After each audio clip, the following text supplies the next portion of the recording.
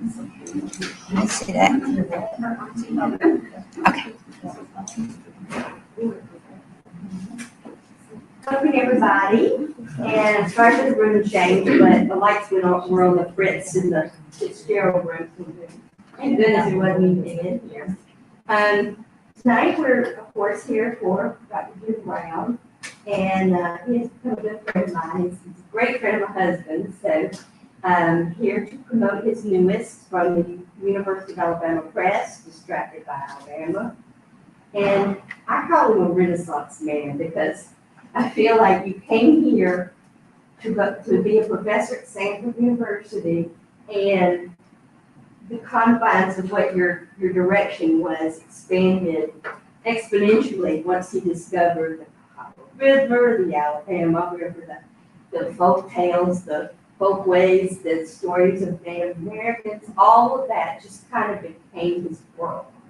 And he did a folk tale session for me on Zoom during COVID. Participated in that. You can always go back and look at my YouTube page. Those things are archived. But tonight we've got hard, solid book, proof evidence of your work. And I am telling them if you would like. We do have copies, of course, in the library system, but I can make you a deal of a book. And otherwise, we're going to let Jim talk and tell his stories.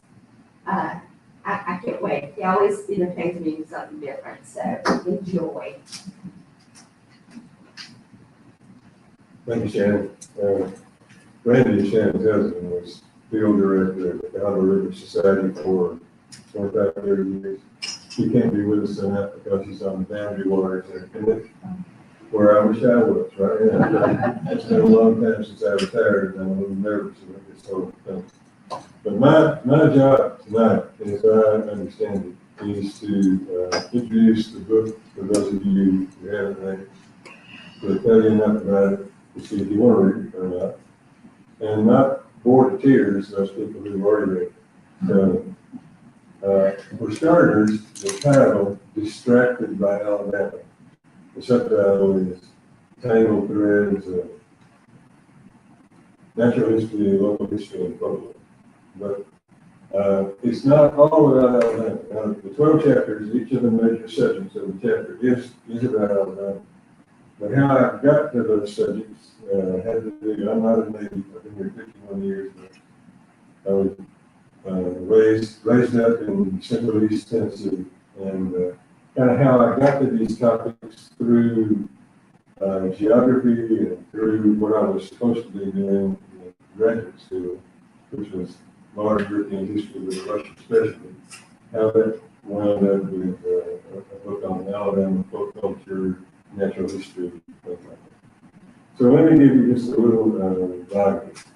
I grew up in Cookeville, Tennessee. My father was an engineer in Brock, Tennessee Tech. My mother was a librarian. I was a campus brat who ran campus. And I was on the clear math and science trajectory from grammar school. In 7th grade, I had a technician's amateur radio license.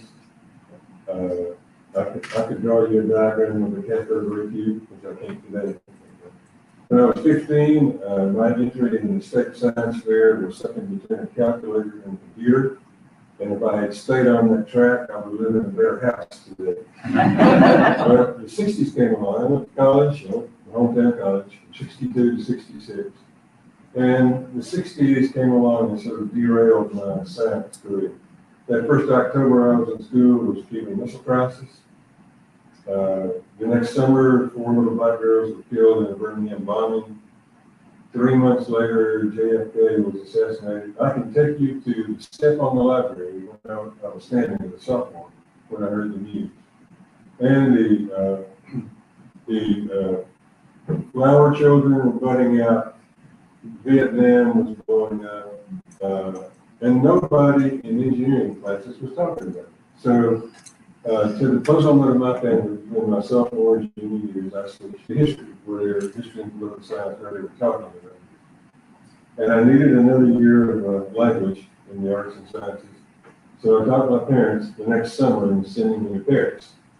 for language course. And I first heard Bob Dylan seated at a sidewalk cafe over the loudspeaker in Paris. And what do you do? Well, I took the most exotic sequence of courses Tennessee Tech offered. A 3-quarter sequence in Russian history taught by Polish American guys.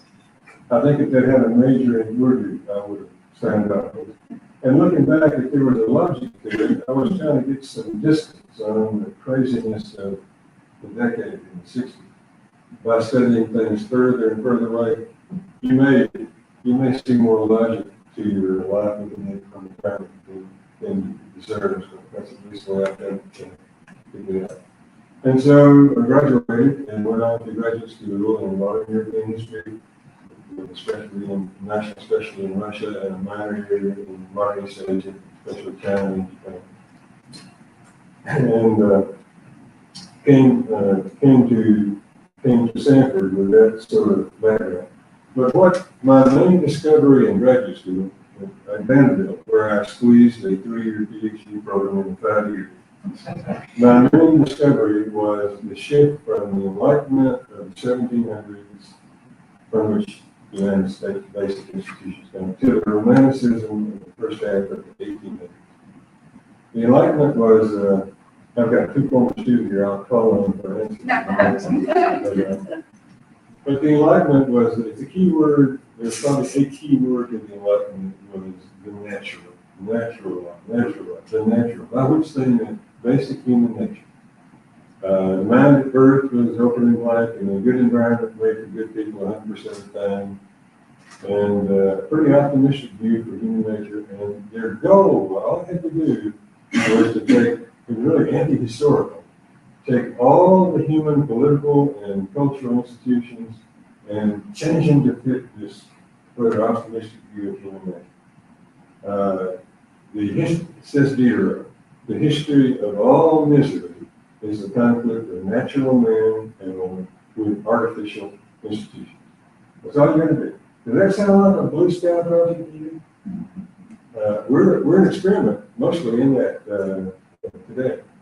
But then, just before the 1800s, you have other intellectual thoughts, other intellectual patterns that are partly a rebellion against it. And Romanticism, capital R, is the big one, because it's got the key word in the Romantic age, as far as I'm concerned, is organic. A people is formed, some group of humans come into some geography back at the dawn of time, and magic happens, and a people exists. And they grow organically like a plant. They grow like a tulip or an oak tree, true to a seed or a growth. And the truer they are to the pattern in that seed, the more flourishing and proud they're going to be in their day. So primitive is not a bad word. Primitive means something closer to that form-giving period. And I first got into that when I was in a German history seminar, and the Werther's Grimm were the only names I recognized. And I thought they were these avuncular types who wrote stories for children. Well, they didn't write them. They were collecting these tales because these tales preserve bits and pieces of the old original culture. They could just revive it. They tried to do the history of the ancient Germans by writing, but they ran out of written stuff. The early Germans didn't have the language. When they finally got a written language, it was runic, and you have these very cryptic statements in runes, but it's not history and not a Walko or anything like that. And so they invented a pattern that could write history using unwritten sources, like history in quotes, because history is technically based on written sources. But they figure 2,000, 3,000 years ago, there was an original culture you can call the original Germanic culture. It had its own religion, had its own language, it had its own dress styles, its own jokes and ways of making a living. And over time, that culture fragmented. Partly this is the logic of internal decay or pressure from Mediterranean culture came up, that kind of thing. And so the old original religion broke up into epics, and the epics fragmented into legends, and the legends developed into folktales. And when you get down to the Grimm's day, you got a 7 billion piece jigsaw puzzle of language and culture. You can just put that back together. You can, in this type of the romantic age, you can put that whole culture back into a piece and become strong and free again in your day, and not occupied by Napoleon and split up into 63 different states and all that. So this was their project. And part of Jacob Grimm was a great philologist of the second generation of philology. Philology literally 11 words. What it is to a historian, it's history inside words. Jacob Grimm had a working knowledge of 70 languages and dialects. Just amazing. And you can do things like you can trace, for example, this model of cultural breakdown he uses to work on. You start out with the Valkyries of the original Germanic religion, these spirit daughters of Odin, faceless, nameless, who fly down to earth to get souls of human heroes, take them back to Valhalla, all of the slain. There they'll practice war.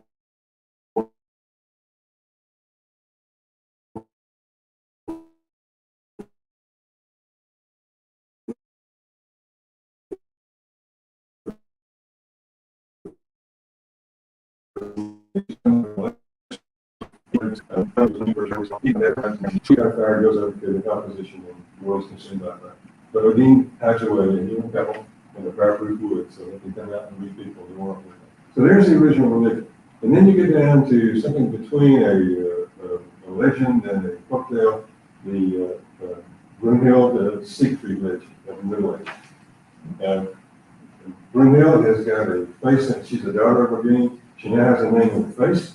And flying to Earth one day, she sees Siegfried and falls in love with him. And her father has demanded her to fall in love to meet her station, so they put her on a magic mountain surrounded by fire.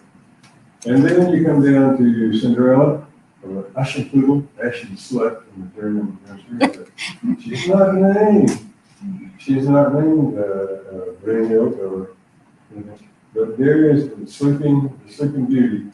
There's a little fragment of that thing. You can come down out to the college campus today and somebody opens the door unexpectedly before you. And you say, thank you, Prince Charming, or something. You know, a little bit of piece is descended from the ancient religion. Well, this pattern of celebrating your folk culture, since 1800, this has been the standard pattern of state creation. We don't, as a group in the United States, understand it because we're from the Enlightenment world. But you have to start out with an identifiable group of people, and language and religion are usually the best. It can be dress, or skin color, or occupation, or minor stuff. Usually, language and religion are the best too. And then to this group must be applied a negative stimulus. Something bad happens to the whole bunch. I don't care how handsome and hardworking and brilliant you are, you come in for your share of scorn just for being a member of the group. And that awakens this drive for cultural nationalism. We're not inferior, we're just different. We ought to celebrate that difference. And so you get a German politician in 1912 saying, back in the 1750s, when they resurrected the Nibelungen League, the German epic, and gave it to Frederick II, he said it wasn't worth the charge of powder. Now, and presumably with a great swelling of the chest, it has become the pride of the fatherland. And this is the pattern more states in the modern world have been created by the era. So I got, that was the theme I prospected in legitimate classes at Samford, as opposed to the folklore classes that I illegitimately slipped into the curriculum. So I was hired by Samford, came down in 1971 to teach modern European history, a minor field of modern East Asia, and lots of what we used to call Western Civ, which became later world history. And I came with outdoor hobbies. I was a fisherman and a hiker and an amateur herpetologist in terms of creepy colors like especially salamanders and lizards and things like that. And one of the only times I've been to Alabama, I've been to Alabama exactly twice before I came to a job interview. And one of those times, there was a fellow PhD student at Vanderbilt, who's in German history. He was putting himself through school collecting herps. He would, every couple of weekends, he'd go somewhere. He'd go to close to the Smokies and catch rare salamanders. He'd go to Reelfoot and catch turtles, baby turtles, and ship them out on the, to me, surprisingly large and lucrative herp market. Places like Japan, they ship them in these big styrofoam containers. As I say in the book, he was divorced. He would keep in his refrigerator. He would keep all these salamanders in the refrigerator. And I don't think the divorce was coincidental. But that's just awful. It's mostly illegal today, and it's reprehensible. But I was naive, and he asked me to come on a field trip with him one time down to Three Forks Flint, out east of Huntsville, and collect hellbenters. Hellbenters is the largest American salamander, second largest in the world, several pounds. You got a little fringe here, like a little skirt and a little water. And we collect the hellbenters, and he sent them off, and I'm sure the king of hell has me down for 700 strokes. But so I came to Samford as an amateur herpetologist and discovered that, well, Birmingham had a herpetology society, and it now at Samford campus. And so I got involved the first year, and it was a really interesting. It was not very. If you know Ken Marion, he was the former head of the department. He's been here. He came a couple of years later and took it over and gave it some structure and some academic things. But it was a really colorful bunch of hobbyists when I first came. And I can tell you a few of the stories are in the book. Some I couldn't do in the book. But there was a guy out toward Anston who was famous for showing snakes in high school setting. And he had some poison snakes. And he slipped one night and into his rattlesnake cage and got nailed on the back of the hand. And he was in the hospital 3 days with a reaction to the antibiotic.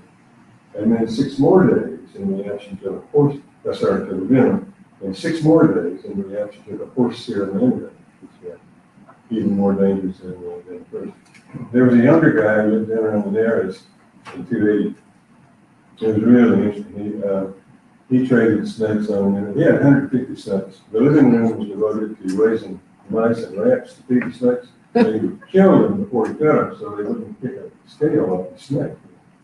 But he was talking about expecting the snake to come in. He was looking for a water snake from Asia, Netrix, genus Netrix. And so there were a couple of people in the back of the store, but he got the package and thought he could open his package and look at it and there'd be nothing like it. So he reaches his hand in and pulls out this most venomous Siamese turtle, genus Naja, whereupon he realized he had misread the label. And we asked him, what'd you think? He said, well, I couldn't throw it. And so he loaded it in a big pot, put a lid on it, and when customers got snake tongues out, put it in the proper container. He had these great theories about when snakes bite and when snakes don't bite. And this is one of the things in the book.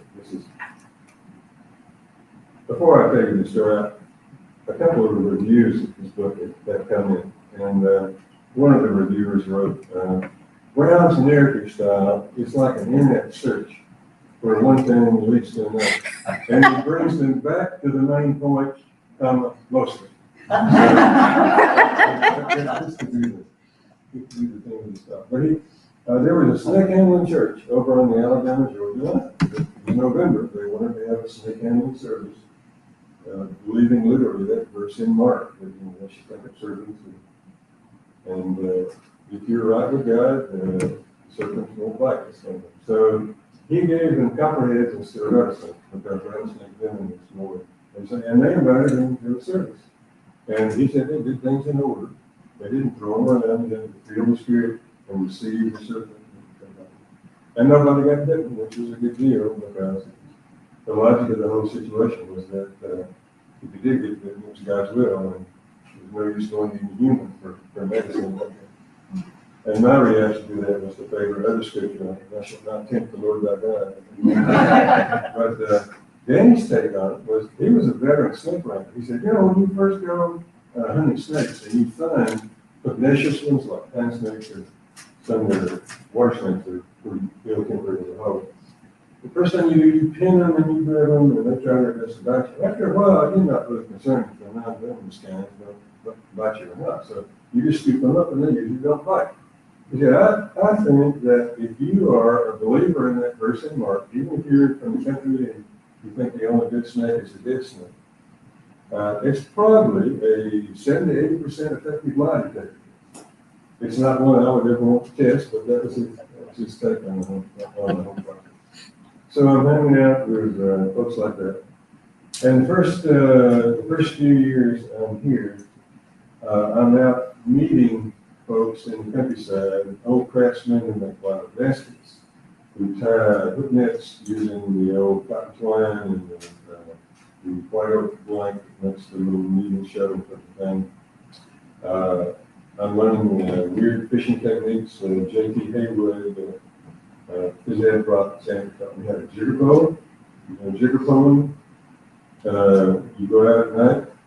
Somebody in the back of the boat either runs the boat or paddles very softly, and somebody in front of the boat with a 12 or 20 foot long pole with not that much line and a nosy lure runs it up and down the bank. And strikes kind of like somebody's dropped a cement block in water. A big bass will hit something. So I'm doing that, and then reading stuff like Bartram in his travels. You hear about the time of the Revolutionary War. Well, this was technically in Florida, but not all the way down in Florida. It's an American Indian technique. It's he discusses this to the T, right down to the instruction to the sternman to paddle softly, and it will strongly shake your arm if you catch a big fish. This kind of thing. But the whole folklore thing from Europe began to bleed over into this country and give me a kind of way back to the kind of rural southern, small town southern culture I had run away from. And, for example, I've got some examples here I should talk about. I found one of the last of the old railroad collars. Birmingham Southern had a project called Birmingham that was grant supported.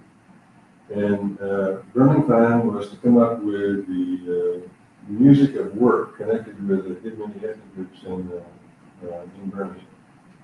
And so I signed on to the project because I had a former student who worked on the railroad, and there's lots of railroad music out there.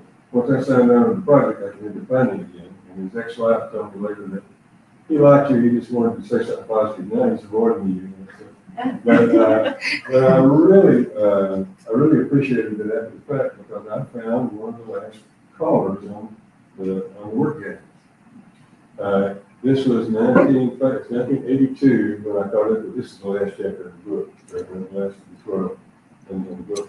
But he had retired in 1972, 10 years before, but he still remembered the work chains. Half of any given day, taking care of the track back before mechanization, was lining the track.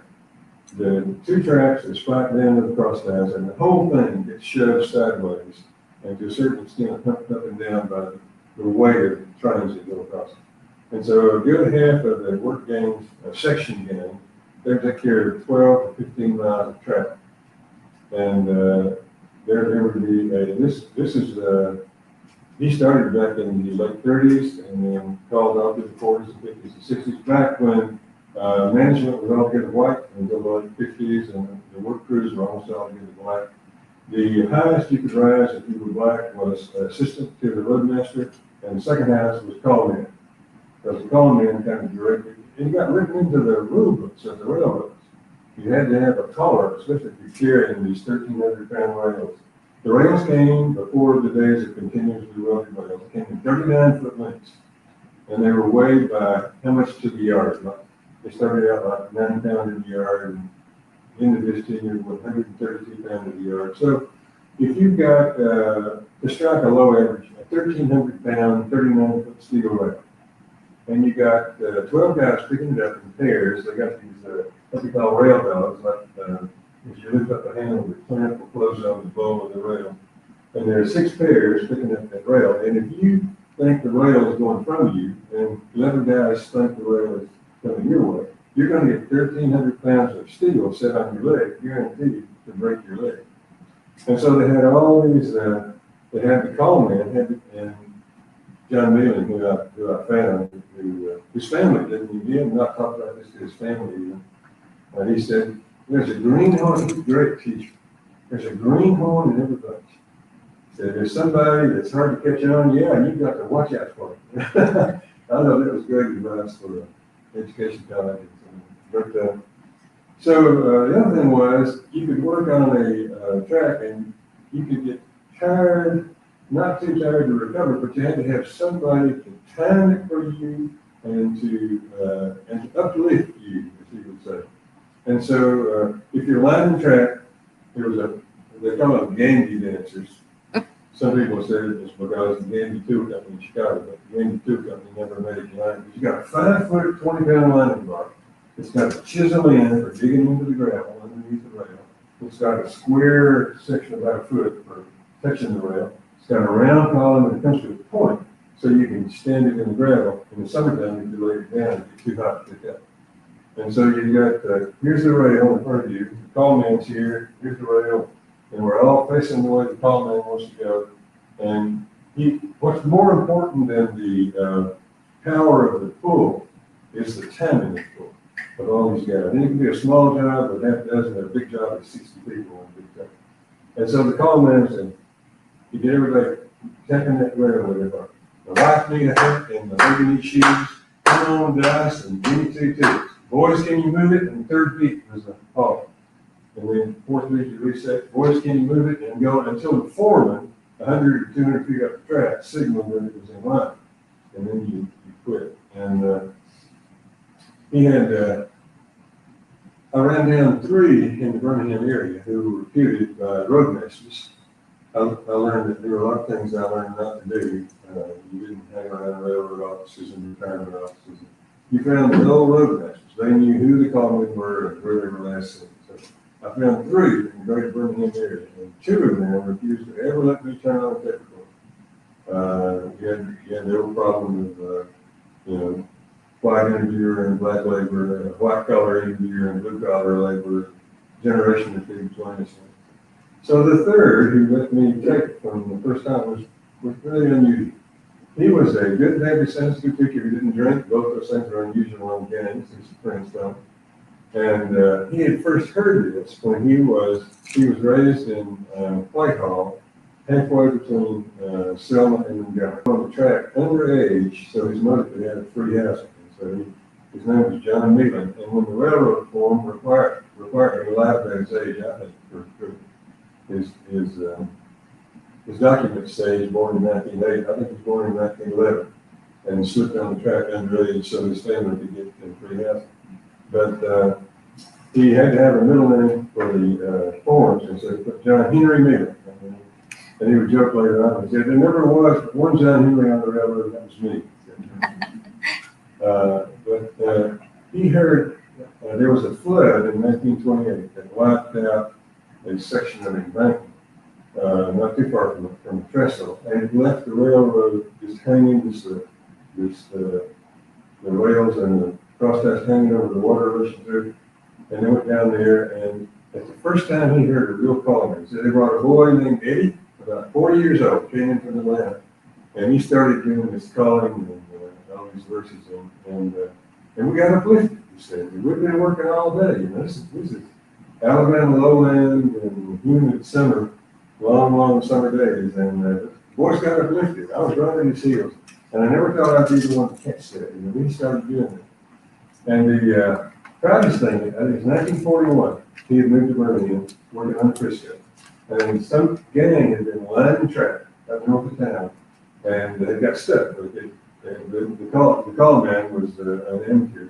All he said was, Joe, and John Meelan said, Joe had done give out. So the roadmaster took his pry bar away and gave him a pick handle. That's all I want you to do, just touch the rail where I want you to get down. So he dragged the pick handle down, and the roadmaster could see where it was out of line. And then John started his message, and that track just went on over it. And there was one of the swings was there, had been there at times. But all the verses do all kind of things. They talk about the foreman standing more like a farmer than a railroad man, this kind of thing. You can work me soon, you can work me late. When dinner time comes, don't hesitate. Handful of nickel and a bucket full of dimes, a house full of children, and marrying. And he would say, there's one, and sometimes you've got this four verse introduction. Ain't no need in me working so hard. I got a gal in the white folks yard. And when she kills the chicken, saves me his head, thinks I'm working on the whole bit. Or kills the chicken, saves me his wing, thinks I'm working, I ain't doing a thing. Boys, can you move it? And then, in addition to all, and there were some verses of his, other people got out, and one was, down behind the hen house, on my knees, thought I heard a chicken sneeze. Only was a rooster saying his prayers, giving out thanks for the hens upstairs. Boys, can you move? But preacher in the pulpit, preaching mighty well. Then he came to find out he was on his way to heaven. I mean, this is, and his brothers would say, John didn't sing the same verse twice at the same time. He could go all day and do, some of them were topical, he'd make up on the spot like that. They'd have to go out on a wreck, and some of the guys wouldn't bathe or shave. Even up hair dog, he won't shave. Even up crab lights, he won't bathe. This kind of thing. And it reminded me, or I guess I was alert to this because I had read Albert Lord's Singer of Tales. You know that book is a Harvard team was really interested in understanding who Homer was.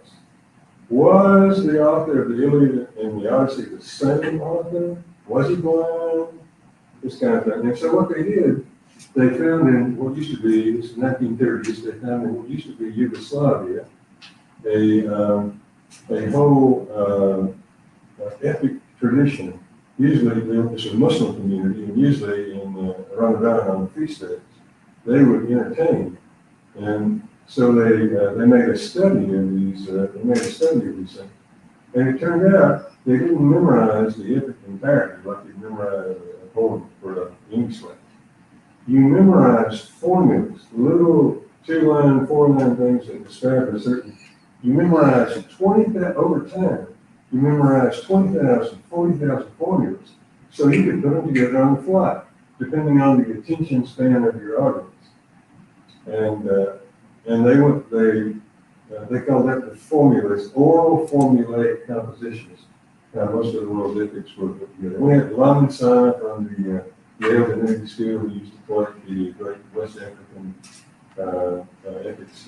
He would come and talk about this kind of stuff. But so all these folklore things that I've been studying in Europe and world history all started to circle back in and sort of reinforce. I've gotten into the child ballad scholarship a little bit in Europe, and a lot of the European countries have kindred ballads, and that got me sort of back into the real irony of ballad scholarship, British ballad scholarship, the oldest English and Scottish ballad.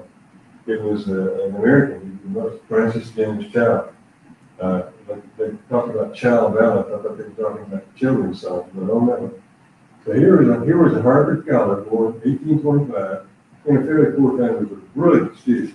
Got supported on the undergraduate school in Harvard on a clear science and math trajectory. I know it was interesting. And then came the revolutions of 1848 in Europe. These liberal national revolutions, and every potential country sent speakers to those East Coast cities, including Boston.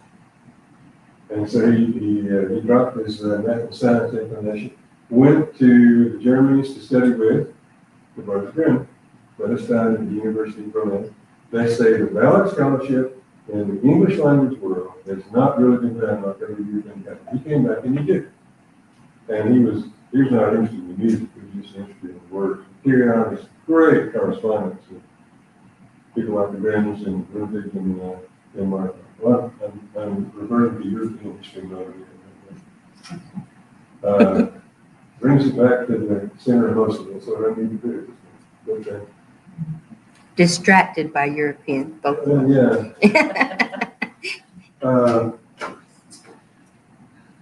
In the book, I talk about My wife and I were in 1973, like, been in Samford for a year or two, and we were waiting for a camping place, a Case Cup, I think it's where we had courted. Is that word still used? Probably not. All those great words from the past, making eyes at, talking about, but we had two little kids. We were waiting in line at 6:30 one morning, and that was at 7. And the truck in front of us had Raven County license plate.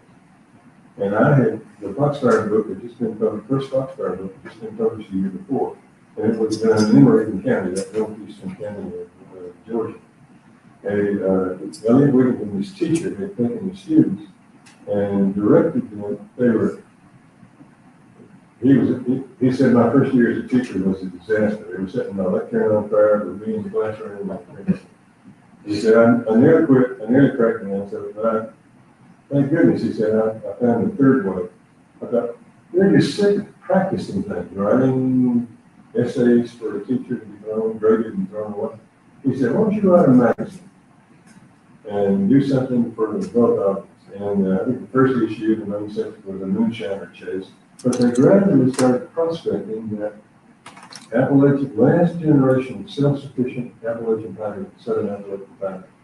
And it caught on with the public, and all of a sudden subscriptions are coming in from New York. And that was 1966, I think, the first one 1967. But the anthology came out in 1972, it made a big splash. And that was really interesting to me, this kind of experiential education using these stock things. And it turned out there were all kinds of other experiential education teams. There was crafts apprenticing, the Bath Marine Museum, print shopping. People were building old-time boat models with old-time tools, old sailboats, making half models. And then there was Outward Bound was the adventure-based education. You take a classroom of you take a class of maybe 30 active teachers.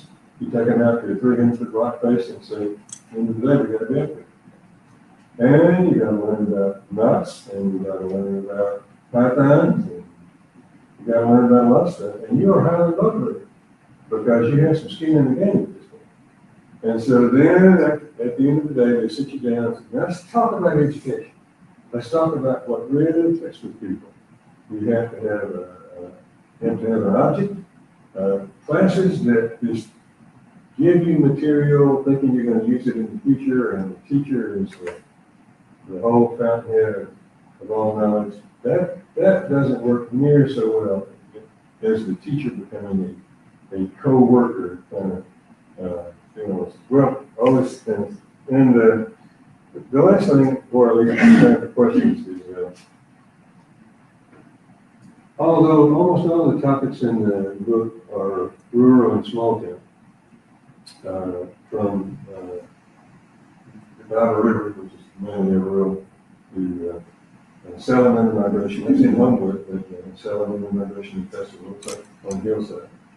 But all these things are pretty rural. But I think a lot of the spark in it for me was because Birmingham was surprisingly cosmopolitan. Even when I got here in 71, I knew about white and black. That's about all I knew about Birmingham history. But for example, when we bought our house in 1975, within 4 doors, I think it was 2 Cuban families, an Iranian family, a Chinese family, and one more Egyptian family, right there in the home. In fact, from the very first week we were in town, the cosmopolitan nature of Birmingham hit me pretty hard. The only people we knew from Cookville, Tennessee in town went to Church of the Covenant, which had split off from First Baptist Church over racial issues in 1969. It was 1971. They didn't have a building, and so the Reformed Jewish Temple in Angelo, had a tradition of sheltering dissident Protestant congregations. I think Independent Presbyterian got to start. Their facilities are underutilized on Sunday. Friday night, Saturday nights, pretty well used. But the first 9 months I was in Birmingham, I went to church in a Baptist church, but in and right like that, careless, friendly, funny guy. He had a class Sunday nights, Judaism for Christians. And he'd say things like, when Jesus comes back, he's not going to a Baptist church, he's coming here. He was fun. And then the church at the government had this volunteer ESL class on Monday nights that I taught them. 3 of my first 4 students were Japanese guys, about my age. And 2 of them were real outdoorsy, so we took them out and showed them a lot. And they showed us a lot in return. Like one guy took a fishing and came back the next day with what I thought was the world's greatest pen and ink drawing. No, he said, it's a fish print. You ink the fish and roll the paper over the fish. So 50 years later, I'm still messing with fish prints. But they would say, my friend Bob Stiles in biology, who was a hunter and a fisher and really outdoorsy, we hung out with these Japanese guys together, and they would say, explain to us, we don't understand Presbyterian, Church of God, Catholic, what is all? So, my friend Bob had a master's in theology from Denver, and I'm a historian, where we can help. So, there was the United Roman Church, and then you have the tendency of the Latin and the Greek worlds to go separate. And 1054, that's put in stone, and then the Copts are left in Egypt, and then 1517 you have the beginning of the Reformation, and then inside the Reformation, but this time Bob and I begin to turn to each other. We're talking about Maronite and Melkite and different Orthodox blends and things like this, and we look back at the Japanese and say, well, trust us, none of us really understand it either anymore. And I wanted to know something about Buddhism. I was just beginning to teach China, Japan, and a pretty thin background.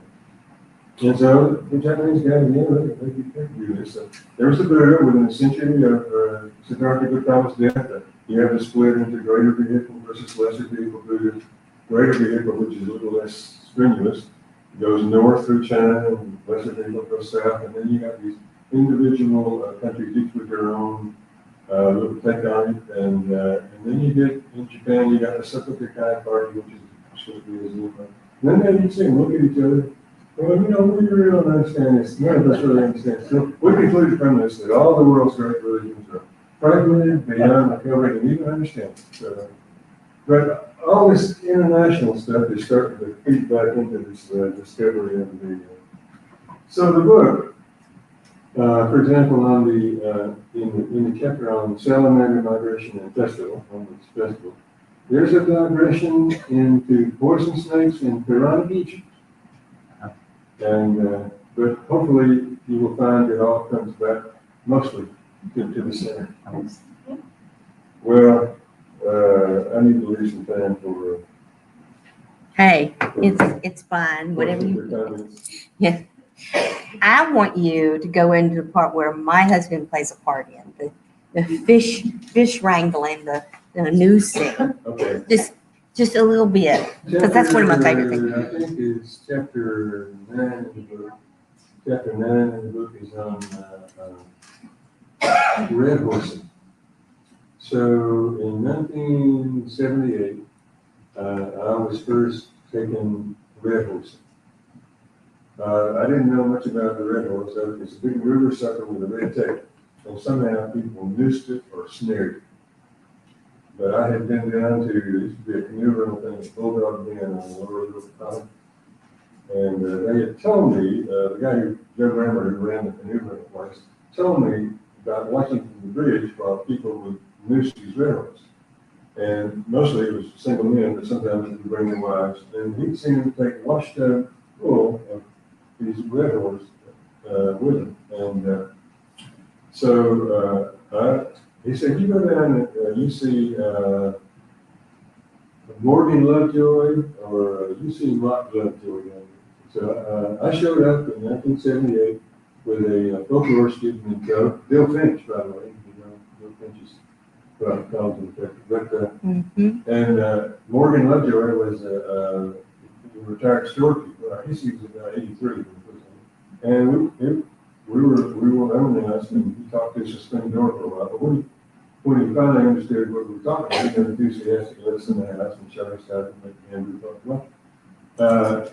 This is lunch, and then he was too old to do it, he said, but he introduced me to Mike Lovejoy, who became my teacher. And great fishy stories too. But what's in 1 week in April, if you had to pick a single day, April 20th would be a good average day. But sometime between April 10 and early May, the river redhorse are spawning on yellow gravel shoals, 1 to 3 feet of fast water, and they're spawning. And when they spawn, they force the eggs down.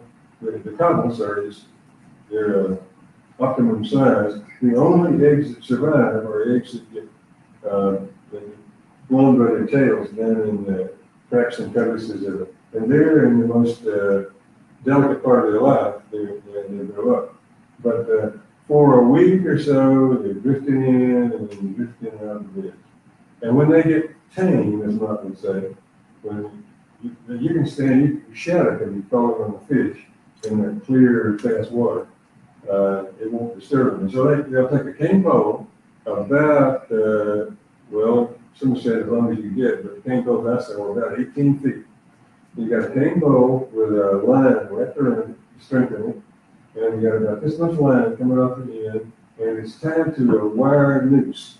If you can imagine a piece of wire with a little eye at each end, one part of it makes a loop. There's a picture in the book, right? I should have had a picture now, but Right. a wire loop with a little weight riding on the bottom.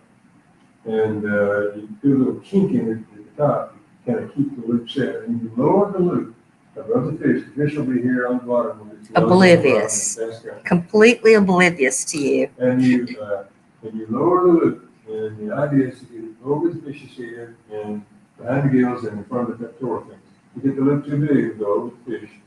And if you do this, and you get it the right place, you can raise the pole and tighten up. More likely, the fish will feel it and tighten on you. And you're in 1 to 3 feet of fast water with the water content gravel out from under your feet. You've got a fish from 3 to 9 pounds with head and tail free. And if they go downstream and get broadways, it is all you can do, bracing yourself as hard as you can. If they go up or down the river, the pole takes some of the strain. But if they go the other way, it's like being tied to a pickup truck. And it was, I'm sure it has to be an American Indian, it has to be an Asian American. You never really got how the Lovejoy family got this family tradition. Well, we traced it back to 1912. Most of the family grew up in Piper, close to the river, and they did this seasonally for food. And you could can sucker flesh is good, but they're bony and just full of bone. And so they were pressure cooker once canning came in and have a meal. But these days, it's mostly for the sport. But it was always, the conservation end was always to turn the mares, the females, loose to spawn and spawn again. But it is just the most amazing thing. So I had some, this talked about in the book, but my folklore class at Samford got to be every second spring. There was 1/3 material folk culture, that's stuff in architecture and baskets. 1/3 folk music, and 1/3 folk literature, orature, folk tales, legends, epics, things like that. And so one of the things I would make the students do is pick out a tulip poplar limb on campus. Because Mike Lovejoy taught me when the tulip poplars are in full bloom, not just fresh open, but full bloom, like when the breeze can tilt those big blossoms and cause a little drizzle of nectar to fall on you, that's the prime time. And so I'd have the students start in February, picking out a twig and tie a ribbon on a twig long enough to copy. And then have to take color pencils and do a 1-to-1 scale. And in February, the twig just kind of goes from brown to green. But in March, things start to happen. Start just with the little leaves are folded in half, and they'll come curling off, and they'll open up. And 6 or 7 leaves come in. Finally, in April, comes the terminal bud, and almost overnight, that's that beautiful little tulip poplar. And so this coincided with a field trip. Samford let me get away with it. Randy was my contact at the Alabama, at the Cahaba River Society. So, one of the students who had been in that folklore class, the spring before, like in 2008, we hadn't seen the, we hadn't seen interest young with God, had failed to spot the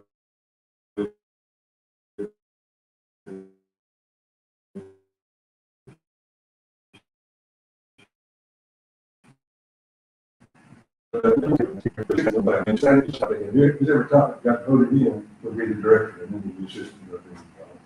Well, he suggested this crazy snaring of redhorse that he had seen. And so they voted that, you know, and by this time, my old teacher had been gone for 15 years. But his younger cousin, Tommy Campbell, was still down there, so I looked him up. And we got down there on Friday. 4 of the 6 students were able to get out of their classes or cut them from this most worthy activity. And we went down there and we had, Randy and I were down there too. And about 4 or 5 of the local types were down there. Everybody caught fish. I mean, there were fish by the hundreds. Everybody caught fish. And the film, if you should be interested, it never became, the students put it in some competition. But there's a copy in special collection in Samford. The time hangs heavy hand in hand. And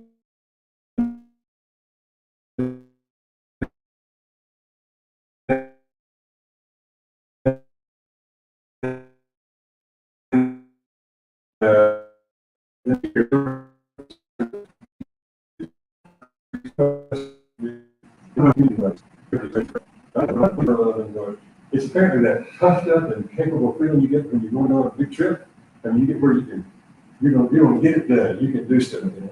So George Wagner has, starting in, I think it was 2011, he started this Journey Crowd series. The first year he did 9 different films, working with the University of Alabama and Alabama Public TV. And one of the topics he picked was redhorse. And we got there late and got the floods. We didn't have near as many fish, but you can call this one up tonight. Just type in and just do a web search, Journey Crowd Redhorse, and you can see what we're talking about. But today I was down there with Randy. One of the students had a big fish on it, and he got off. But the fish was, we were all in water this deep, and the fish was he was tired. He was kind of wandering, and I actually reached down and caught it by the back. Unfortunately, it wasn't. We didn't make the film, but it would have been a highlight. Really. Any other questions from you guys? I like the part about the railroad caller and the team of men using rhythm and encouragement, what that involved to move heavy objects. And it makes me think of men who've been moving heavy objects for thousands and thousands of years, from pyramids and Stonehenge. We often wonder, how did they do that? Well, they're teams of men under they're chanting as they roll those rocks and stuff. Yeah, exactly. Yeah. It's got to make those rocks lighter. There were some other, in addition to the line of track, there were some other kinds of calling. There was one, if the track gets low, you have to jack the track up and then cram gravel or chat back under it. And they would use these square-ended picks to jam the gravel, and jack up the rails and cross ties, and then use two guys would lean together. This guy would be working this way, and this guy would be working it, and then they were in pairs. They wear the shirts out right here, and it didn't really take it. It didn't really, but it was just long going work. And so John Mealing had to sing, "I got a mule on the mountain, bringing down, boy, bringing down. Who in the world is going to ride in the first?" And many peregrinations have said to you, well, just to kind of keep them enthusiastic. Yeah. And do you think those men were reluctant to talk because it wasn't a happy time for them? Were they suffering? Were they hurting? Was it hard? Most of the calls were pretty raunchy. Yeah. All male group out there on the tracks. Like they do in the Army and everything else when they're doing the marches. Yeah. And John Reeling had been, since he was a child in a quartet in church. And back in 1951 and 52, he was in a gospel area, some quartet on Birmingham TV, which unfortunately for the folklorists was live, it wasn't recorded, so no one get it. But he was a performer and a great teacher, and these other guys were not interested in any of that. So, and he was quite a personality. The book ends with him talking about honey in the rock. He said, there's honey in the rock in the south. He says, my granddaddy lived to be up over 90, picking in that rock, trying to find honey he couldn't find. My daddy lived not that old. All the people on my mama's side, and he quoted me verse back in Deuteronomy about how the Lord will protect Israel, be able to suck honey from the rock and oil from the flinty rock. And it became a staple of black sermons and songs. John Lee, he didn't have to explain it to me. He didn't feel like he needed to. He said he had a brother in Detroit, in 50, tried to get him to come up there. He said, I'm not coming up here. He said, I'd rather be hungry in the South and be up here with a bucket of money. And then he talked about, now it's 1982. He said, now there's a black plain in Birmingham. Richard Arrington at the time he said that. And he's sucking some of that honey. And then he said, my daughter, she's got a high-paid job with the company. Yeah. His daughter didn't want me to use the word.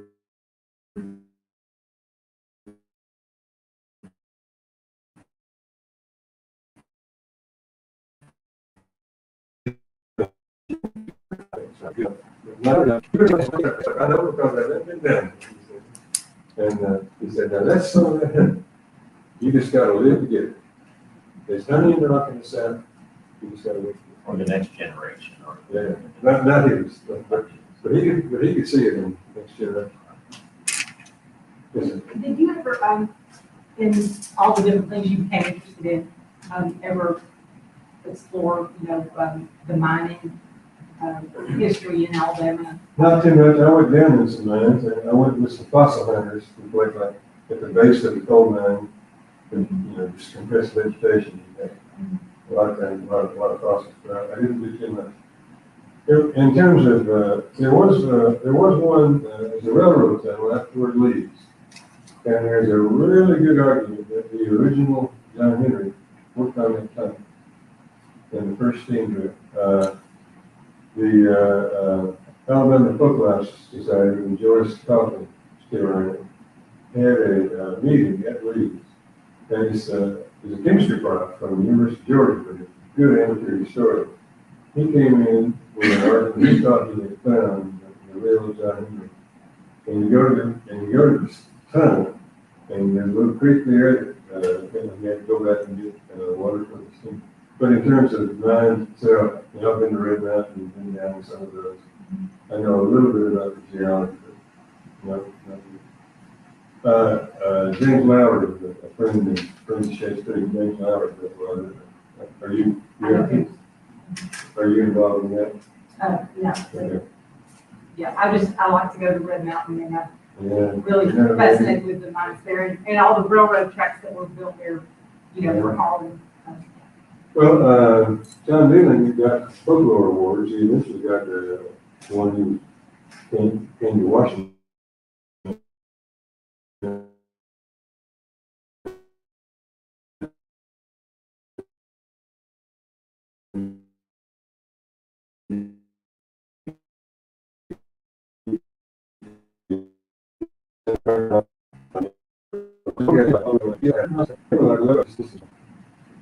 But Mines themselves, I never too much.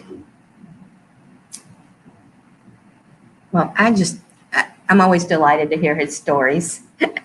So, Some of them are true. I love the bridge between the European, being a European history or European history person and coming to the South, you were sort of like a fish out of water in some ways, or but Well, I was you transitioned or made a bridge. I was 200 straight line miles from my home Tennessee, but it was a lot more miles culturally Yeah. than My personal history is my dad got a job at UAB in 1973 as an English professor. And so we migrated from Kansas here and had similar experiences. Yeah. Experienced in Alabama natural world and the culture shock of Southern accents and all the rest. So my dad was James Mersman. Okay, yeah, I know that. You know him. I thought you might. Sorry. A fleeting thought, But the bridge to European oral history or oral tradition and picking up those threads of oral folklore here in Alabama is really interesting because a lot of those people who populated the Appalachians in the South came from those European traditions. So I think that's great. it may have been devious on my part too, because I was a European historian, and so I invented this course called Folklore from Europe to America. Yeah, I do Africa and other things, but that made it seem legitimate. right. Well, Interesting comment. I will be sure to invite you back for your next book. I'm sure there'll be one. I'm working on a children's book. Oh, good. A fantasy book on the seashore, based in St. George Island. And if you don't want a frank commentary on your book, don't give it to a third grader. Agreed. They are a very hard audience. Thank you very much. And thank you, guys.